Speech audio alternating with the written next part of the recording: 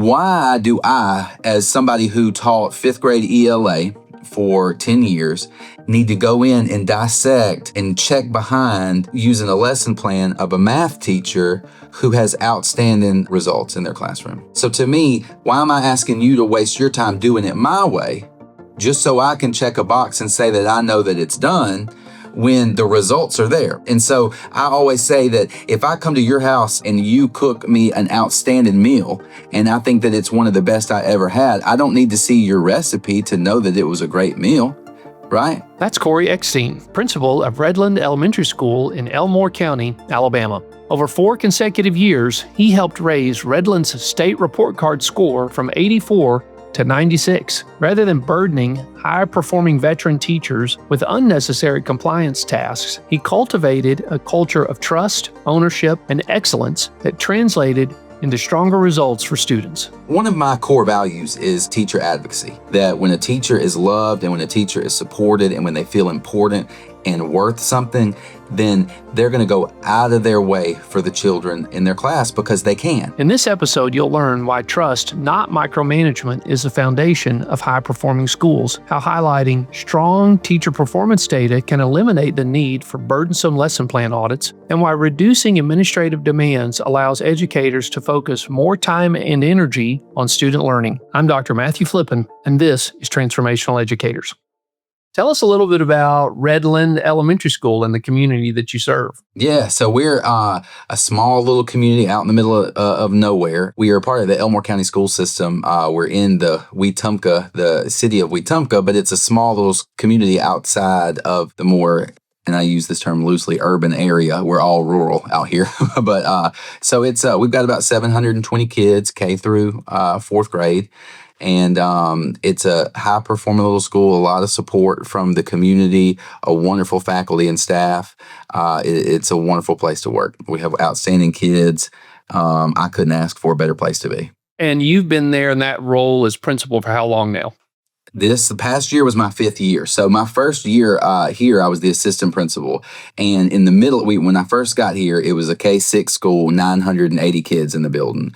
But they were in the midst of finishing, it was huge. They were in the midst of finishing a middle school. And so my first year here, my principal who hired me accepted the position at the middle school that they had just built. Really had no intention of applying for the principal job because I just didn't think I had enough experience.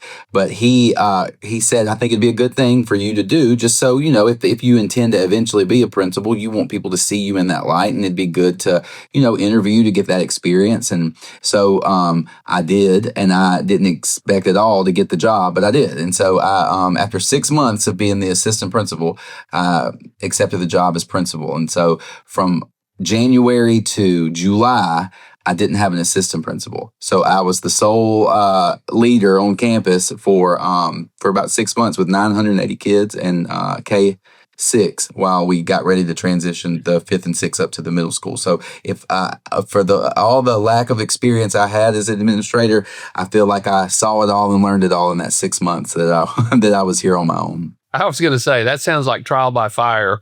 You had just been for 6 months. Wow, I can even imagine. Now, had you been on that campus before, or was that your first time with that? Started in July, and then by that next January, I had accepted the job as principal. So I had just 6 months of experience really here on campus. Oh, wow. So you had to start by building relationships. I mean, you had a lot to do. Oh, yeah. And lucky enough, this is, like I said, a super supportive, wonderful faculty, wonderful staff. And I always tell them that when I first started teaching, that group of teachers that I taught with, they made me into a teacher. And this faculty here turned me into a principal. And so it's really by their grace and understanding and patience and willingness to sort of teach me and allow me to learn that I was able to be successful. Yes. Yeah. I love that. And that shows also your humility, because they would feel that way towards you because you were willing to listen and really take them seriously, unless they didn't give you a choice. Yeah, well, hey, I'm not an expert in anything. And so I always, the best thing I can do is rely on the wisdom and experience of the people around me. And so, hey, they were here. They've been here. A lot of the teachers had been here since it opened. And so, if I wanted to be the best that I could for this school's culture was not innate within me. You know what I mean? I needed to learn it from them. And so, I was willing to do that, and they were gracious enough to sort of hold my hand down that journey. We're there for about first year. Obviously, you observed probably some things that, even though you mentioned it's high performing, you probably saw some things in growth areas as it related to instruction or instructional practices. Tell us a little bit about some of the gaps that you saw that you wanted to tackle first. Sure. Well, in the district that I was in before, I had taught for 10 years, and so when you're embedded in a culture of a place, you see the things that you would want to fix. You see the things that you think would benefit that, and that was one of my fears when I came here to such a high performing area and such a really supportive community, that I would have nothing to offer. You know what I mean? And I'm coming from a different place. I'm starting at a new place that is doing a great job, and so what's there to reform? And in my mind, that's what a principal or an assistant principal is there to do. They're there to reform and evaluate and make things better. But when I got here, I realized that a really important gift or talent that a leader really should have is not necessarily reforming or reformation. Sometimes it's just refining. Sometimes it's really opening your eyes to things that are going really well and try to find a way to make those better. And I think that's a much more unique challenge, because if you bring me some old beat up car and you say, hey, what do I need to fix on it? I could say, well, there's no fender, the bumper's dented in, there's no, mirrors on it. But if you bring a really well oiled like Ferrari and say, tell me what's wrong with that, I'm going to have to really pay attention and look, right?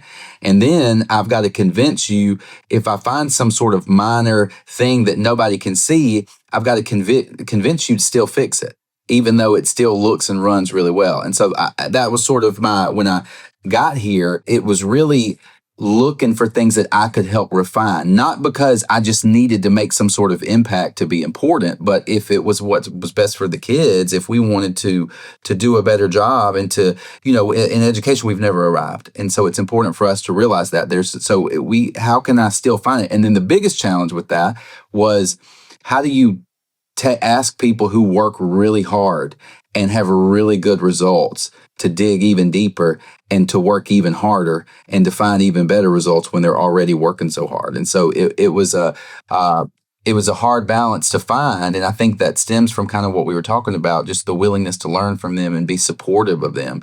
And so I think that was that was a really long way of saying, when I got here, we were an elementary school and a middle school shoved into one building. We had 2 instructional coaches, 2 counselors.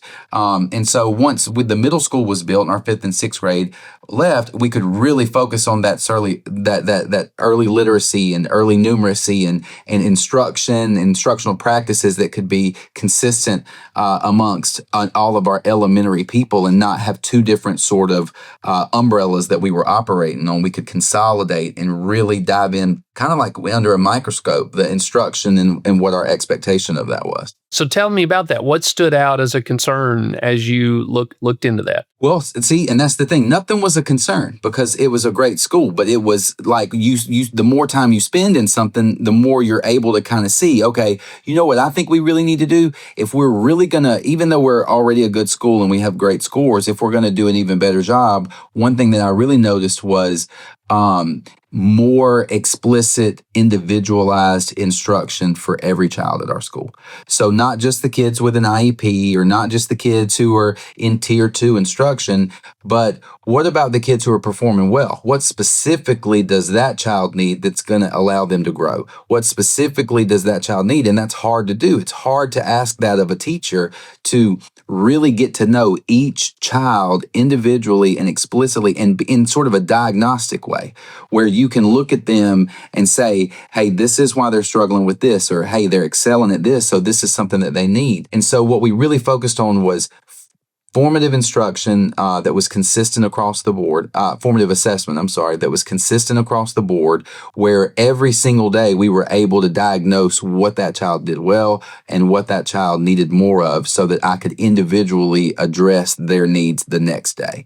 And so we really started looking at individualized instruction really based off of formative assessment. Hey, is today's conversation resonating with you? You know, the educators we feature on this podcast all have one thing in common. They're committed to growth, not just for their students, but for themselves. At Graceland University, we've built programs and partnerships that support that kind of growth. Servant leadership and school transformation for educators who want to make a lasting difference. If you're curious about what that could look like for you, scan the QR code or check out the link in the show notes. Let's get back to the conversation. You mentioned the fact that teachers are already working hard.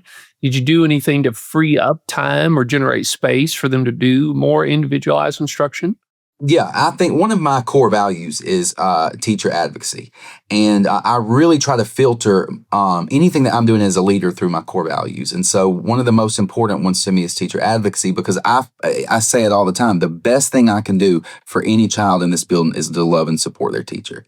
That when a teacher is loved and when a teacher is supported and when they feel important and worth something, then they're going to go out of their way for the children in their class because they can. And so it's a big it's a big priority of my leadership team to always take something off the plate of the teachers. Anything that we can take off of their plate, because they're here to do something they're called to do.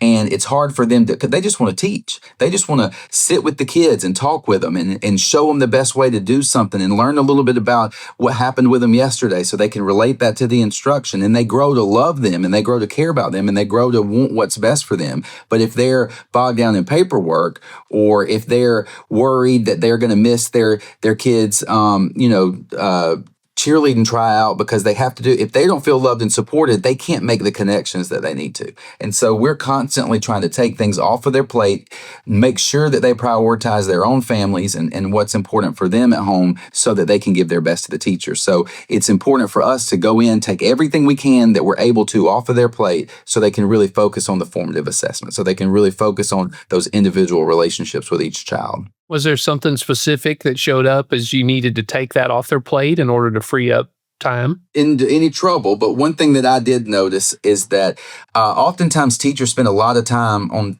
let me just say hypothetically, a lesson plan, right? And why do I, as somebody who taught fifth grade ELA for 10 years, need to go in and dissect and check behind using a lesson plan of a math teacher who has outstanding results in their classroom, right? So to me, why am I asking you to waste your time doing it my way just so I can check a box and say that I know that it's done when the results are there, right? And so I always say that if I come to your house, Dr. Flippin, and you cook me an outstanding meal, and I think that it's one of the best I ever had, I don't need to see your recipe to know that it was a great meal, right? And so if I go by a classroom and I know that they have outstanding results, and every time I go, they're in a small group doing tiered instruction, why do I have to see the lesson plan? And why do I have to give them a formatted template of a lesson plan to do it my way if I know what's going on in there? And so we moved to sort of a tiered lesson plan arrangement to where if it were some of our newer teachers or people who really needed some support, and maybe they were on a coaching cycle, we would really focus on their lesson plans, but in a way that it was there to help them with their instruction. If they are a veteran teacher with outstanding results, then as long as you're planning, I see that in the results of what's going on in your classroom. I don't need you to spend, an hour doing a templated lesson plan that is not moving the needle. So little things like that, any little thing we can find to take away from you. If it's extra paperwork, if it's common planning where now we're all going to meet together and plan together so that we can help one another, those little things. So instead of you being off in a corner by yourself, planning all your lessons and doing all that, what if we can do it collaboratively? So we started doing collaborative planning once a week with an extended schedule so that we can really give them the time that they need to do what they got into this job to do. Love it. Those are great examples, Cory. Thanks for sharing those. And I think those are real practical. The common sense approach that you just used, I think sometimes leaders feel restricted from making those kinds of choices, and instead they stick with an overly structured system that is burdensome. And so it sounds like you're sensitive to that, and you apply that in a way, like you said, it's a new teacher who needs more support and guidance and coaching versus the veteran who's proven their outcomes year after year. And in some ways, it's almost insulting to say, I need you to use this template that may or may not fit what you found to be best practices for your children. We as leaders, we can't put our own compliance that is unnecessary, maybe in this unregulated compliance. Right? There are certain things that we have to do to be compliant, but I don't want to force compliance to my way of doing things at the expense of the instruction in the classroom.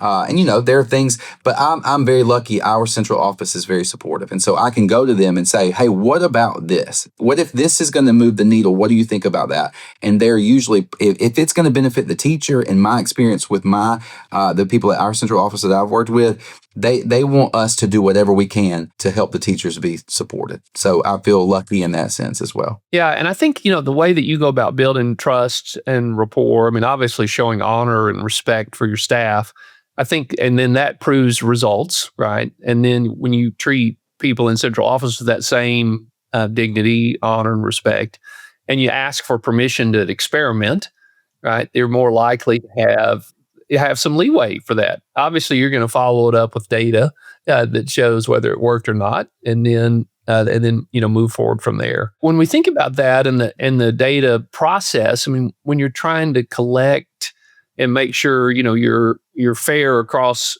some variations in levels of accountability, what have you found to really help make that possible? What is it on the data side of outcomes that you're looking at? Sure. Well, number one, transparency is the most important thing. And so, the way that we approach data at our school is that nothing, that's just one tool of measurement, right? Because so many things can affect data. The good instruction, the students that make up your classroom, the support you have from your administration. And so when we meet in our common planning, we're very open about our data because it's not necessarily always tied to the performance of the teacher. It's just a tool to measure where we are, a barometer to see what do we need to move towards next. And so we're pretty transparent in that. And we use that formative assessment is the most important thing that I believe the data that drives it. Because what I want to know is today, what happened today? I don't always need to see. If we're talking about in the middle of the year, we use that data from our state accountability test, the ACAP. We'll use that data. But more importantly, how is the data affecting your small groups and the fluidity of your small groups today? How is it affecting which kids you're pulling and seeing? That, again, going back to that personal relationship that you have with each kid, I don't want to know blues, greens, and reds. I want to know individual names because those numbers on our data charts have names. They're people. They're walking the halls. They have stories. They have parents, or they have no parents, or they have,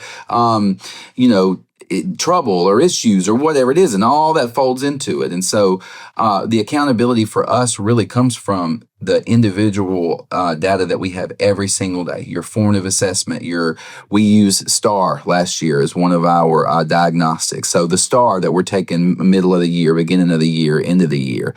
But the most important data is that relationship. I will hear educators talk sometimes about they don't have time to build relationships with kids. There's too many requirements placed on them. So when you hear that, if someone told you that, how would you respond to that? Yeah, I would say that, and my teachers can tell you this. If I walk down the hall and if I just peeked in a room and I saw a teacher with a board game out there at their small group table, I know that that's not going on every single day, and I would innately understand that something's going on here that they want to have some time to talk to that child, and this is a mode of what they're doing. But I always say to them, to our teachers here, the kid's never going to remember a specific math lesson that you taught that day. They're never going to remember, they'll know down the road, I can add 2-digit, problems, but they will remember the time that you listened to them about your journal entry where you're telling them about the story that they wrote or the picture that they had, or when you ask them about, hey, I heard you had a pet snake. Will you bring me a pet? I want to see that thing. I'm terrified of them. I want to see. They'll always remember those things, and you'll get more from them during your math lesson tomorrow if you spent the time and talked with them on a personal level today. So I know that there's a lot of accountability put on teachers, and they want them to teach everything in this short amount of time.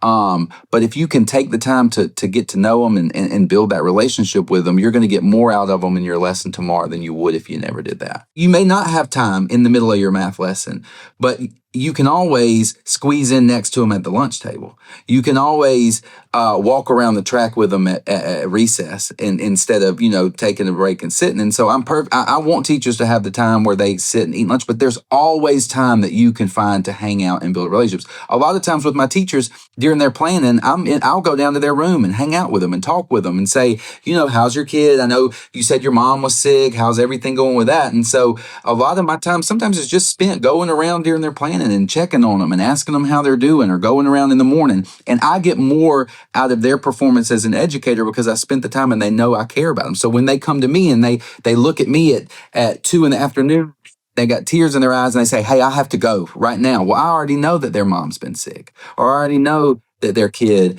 has cheerleading tryouts and they're trying to get over there by the end of them so they can see. Because I've talked with them, I know you don't have to communicate every little thing with me because we have a relationship with each other. And so there's always time to find that. You may not be able to do it during your RTI time, but you can definitely do it during lunch or walking down the hall, or just when they walk in the morning and you see they're teary-eyed and hey, they probably didn't have breakfast, so you go grab it and sit it on their desk and pat them on the back. You can do it then. It doesn't always have to be during the instructional time. Yes. Yeah. 100%. Cory, and I love that because you're modeling the kind of relationships that you want to see them have with the children in their classrooms. And we know there's tons of research that shows that if you've got one meaningful relationship with a healthy adult, an appropriate adult, then the impact on your life long term is so dramatic. Now, I know you said that the school is high performing, but that's an outcome. What are the children coming to school with? What's the demographics of your school look like? We have a pretty, I would say, socioeconomically, we have maybe about 10 to 11% that are low socioeconomic. We have a small minority population here.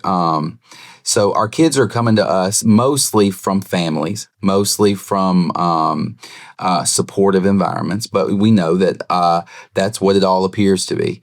And then whenever they get here, you find that they're students who need some, I would say, a little bit more support than maybe we thought in the beginning. But the majority of our kids are coming from good established backgrounds. And so we just have a supportive group of people. And so even those that are coming from a different, because, I'm from a divorced family. My parents divorced whenever I was young. And so I definitely understand how hard that is on the parents. You know what I mean? So, because my mom, she was raising us kind of on her own for a little while. My dad was involved, but we lived in different places. So it's not a negative connotation on the parents. It's just, that where there's a family where I'm married and I have 3 kids, that we're a team and we can help each other out. Well, where we have parents coming in where maybe it's a single mom or a single dad, there's a place for Mr. Eckstein to help out. You know what I mean? There's a place for the teacher to help out. And so we have a really solid foundation of support in this community for all types of kids, whatever their background is, whatever they look like, wherever they're coming from. We have an understanding, like compassionate and empathetic way of working with them. So with all of our kids have so much potential, but every kid has potential in every place that they go. And the most important thing for us is that we tap into that potential, because I'll tell you, when I first got here, it was right after COVID, and we didn't have any state accountability reporting. And since I think 2018 was the last time that they had a report card score. And so it was an 84 at the school that I'm at right now. And so after 2 years of being here, we had the everything was sort of back in swing. and our first report card score was a 90. So we went from an 84 to a 90. And I really think it goes to that really explicit instruction and relationships that we had with the kids. And then the next year it was a 92. And then the next year it was a 94. And then the next year, this past year, it was a 96. So we've gone as a school from an 84 to a 96. And I really think and we have the same population of kids. We have the same group of kids. But when you come in and you sort of leave things up to what may be, and you say, hey, we have a really good community, we have really good kids here, and you kick back, you might end up with an 84. Or if you don't have everybody's working hard and we're rowing the ship, and everybody's rowing as hard as they can, but we're all not rowing in the same direction with the same goal in mind, then you might end up with an 84. But if you're really focusing explicitly on each individual student and you're supporting the teacher so that they have the time to do it, then I think it makes a difference in instruction. And when instruction's better, outcomes are better. And so I think that is really sort of the way we were able to go from an 84 to a 96, because we got the same group of kids that we've had, for the most part, a lot of the same teachers, a lot of the same administration. But what we did was we collectively decided that we haven't arrived. 84 is not the best that we can see. How can we drill down and explicitly teach the individual needs of each kid? And I think by doing that and knowing these kids individually in a diagnostic way, we were able to see that in our report card scores.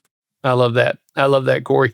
Now, at 96, I mean, you're getting to a point where beating yourself year after year, keep going up and up, is going to get harder and harder. You're going to run out of space. Yeah. And we sort of have been, that's been our fear every year, that, you can only go up so high, you know what I mean, before you come down. But we're not scared of a lower score.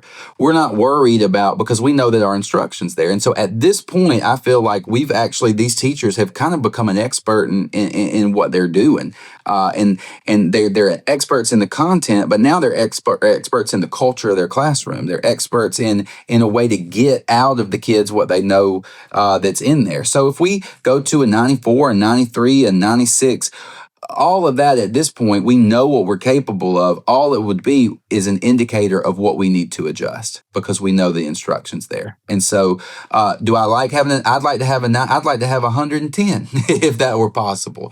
But ultimately, we really it's nice to have it, but we just use it as a temperature check of what we're doing as those who are delivering the instruction. That's right. It's one measurement. And I think that's such an important point to just emphasize. It's that score is one measurement of a lot of things that go into making, ultimately, successful citizens. I mean, these children, and also having a culture that is strong and your people stay. Because, a staff that is consistent and stays together tends to produce better outcomes for children. Well, this is incredibly insightful and helpful. I mean, as always, when you're such a pro in what you do, and your approach is one of really genuine care for people. And I think that that heart of a servant leader starts there, and that humility, but also a desire for excellence. It's that balance of yes, we're great, I love you, and hey, how far can we go together? Is really makes a huge difference. So, well, I know I talked about my core values, but one of mine is ambition. And so it's, excellence is important, but just being ambitious to do better than we have before, I think, is an important thing for a leader to possess. Completely agree. Well, how can our listeners connect with you and learn more about your work? Well, they can follow me on TikTok or Instagram. I'm the Millennial Principal on there, which is a silly thing, but it ended up being what it is. And so I like to, I'm a big advocate for teachers, like I said. And so I post a lot of stuff from a teacher's perspective about what they're going through and, how important their job is. And a lot of it is, satirical in nature. But I think another one of my core values is humor. And so I think that that's an important way that we can relate to one another. And so the Millennial Principal on TikTok or Instagram, Cory Eckstein on Facebook. And we have a wonderful school website as well. If they wanted to check out all the great things in Elmore County, they can just Google Redland Elementary School. If you found today's episode valuable, please share it with a colleague or educator who'd benefit. And if you haven't already, follow Transformational Educators so you never miss an episode. And until next time, keep leading with purpose and transforming schools into places where everyone thrives. If today's conversation gave you fresh insight or inspired you to lead with purpose, please follow the show and tell a friend. It helps us reach more educators who want to make a difference. For more stories, resources, and tools to support your leadership journey, visit graceland.edu. Until next time, keep leading with courage and care.